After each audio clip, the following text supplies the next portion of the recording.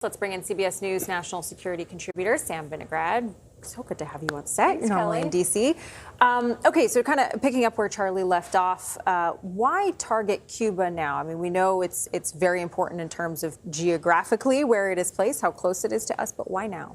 Well, President Trump, Secretary of State Rubio, and frankly, successive presidents have tried to exert what we call maximum pressure campaign against the Cuban regime to use sanctions, restrictions on travel and remittances, as well as other measures to try to push the regime in Cuba to stop democratic repression, to uphold human rights, and to implement free market principles.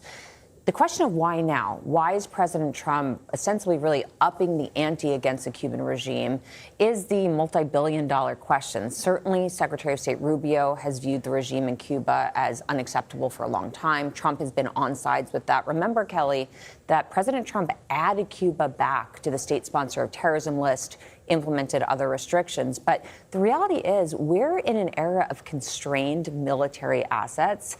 As Charlie D'Agata was just describing, we're at war with Iran. We have a host of military assets engaged in counter-narcotics missions in the Western Hemisphere. So even if these plans are being drawn up, I would imagine the chairman of the Joint Chiefs of Staff is advising the president that we just may not have enough resources to do this.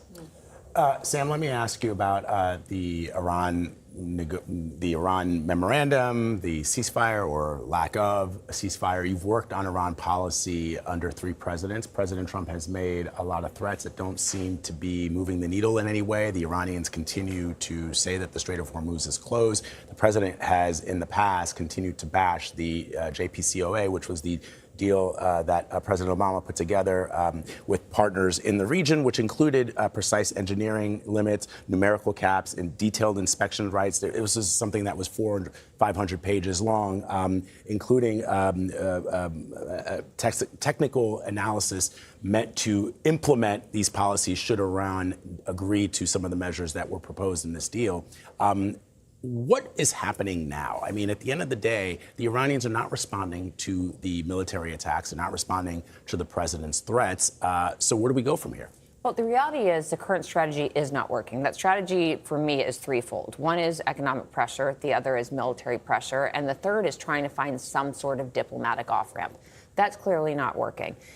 I will note this, based on my conversations, Vlad, with various officials from around the world, even if Kushner and Witkoff are able to sit down with the Iranians again, there is a reality that we don't currently have the underlying technical infrastructure to design a deal that could hold. And that's a big problem. Technical infrastructure. What I mean by that is when we look at the 2015 nuclear deal, when we look at the 2013 interim deal, you had actual experts working with the president's envoys to really hammer out what would be a verifiable denuclearization program and what details had to be accounted for to really ensure that it wasn't just about the stockpile of highly enriched uranium, but that Iran really could never get a nuclear weapon.